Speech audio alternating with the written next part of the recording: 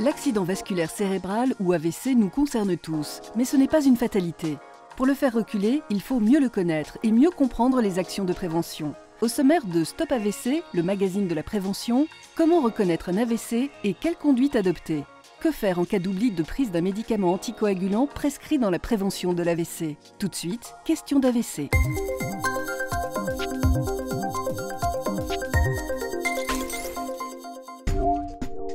Face à la survenue d'un AVC, il faut agir très vite et appeler le SAMU en composant le 15.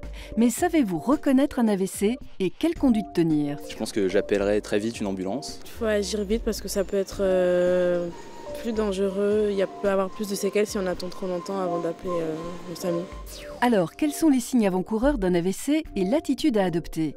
Les réponses de France Voiman, neurologue et vice-présidente de France AVC. Alors les signes qui doivent faire évoquer un accident vasculaire cérébral, c'est la survenue extrêmement brutale d'une paralysie de la moitié du corps. Tout d'un coup, une faiblesse du bras, une faiblesse de la jambe. Ça peut être aussi une difficulté à parler, ça peut être aussi un trouble visuel extrêmement brutal. Tout d'un coup, on ne voit plus d'un œil, tout d'un coup, on voit double. Donc ces symptômes qui surviennent brutalement doivent conduire à appeler immédiatement le centre 15 parce que la prise en charge de l'accident vasculaire cérébral, c'est une extrême urgence. Plus on est traité rapidement, moins importantes seront les séquelles. Il faut aussi penser à noter l'heure de survenue de l'accident vasculaire cérébral parce qu'on a un délai limité pour faire certains traitements et il est donc très important de savoir si on est à 1 heure du début des symptômes ou à 5 heures du début des symptômes. Si les symptômes régressent, vous avez tout d'un coup une paralysie du bras, au bout de 5 minutes tout a régressé, vous avez une difficulté à voir, au bout de 2 minutes tout a régressé, il faut également appeler le centre 15 parce que ces symptômes sont des symptômes annonciateurs d'un nouvel accident vasculaire cérébral pour lesquels les symptômes ne seront peut-être pas régressifs.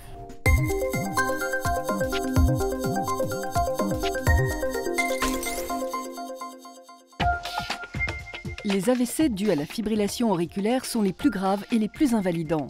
Pour prévenir ce risque, votre médecin vous prescrit un anticoagulant oral, un traitement qu'il faudra prendre de manière très régulière, comme nous le confirme le docteur Olivier Hoffmann, cardiologue. Si vous oubliez votre traitement anticoagulant une fois, ce n'est pas grave.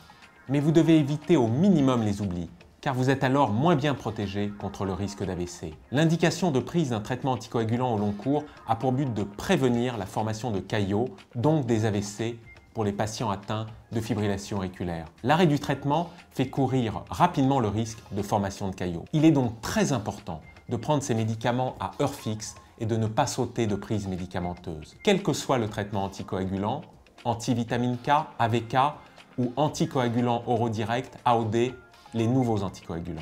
Pour savoir ce que vous devez faire en cas d'oubli, la réponse dépend du traitement auquel vous êtes soumis. Mais quelle que soit la situation, il ne faut jamais doubler la prise du médicament. Les anticoagulants oraux ont pour objectif de ralentir la coagulation du sang pour éviter la formation de caillots. Si vous doublez la dose, vous risquez très fortement de subir des saignements. Demandez à votre médecin le délai maximum dans lequel le médicament peut être pris après un oubli. Retrouvez d'autres informations pratiques sur les anticoagulants oraux et sur le risque d'AVC sur stopavc.fr. Face à l'apparition brutale des symptômes suivants, paralysie brutale du visage, faiblesse brutale d'un bras ou d'une jambe, trouble soudain de la parole associé à l'apparition brutale de troubles de l'équilibre, de céphalée intense ou d'une baisse de la vision, appelez immédiatement le 15. Plus d'informations sur www.stopavc.fr.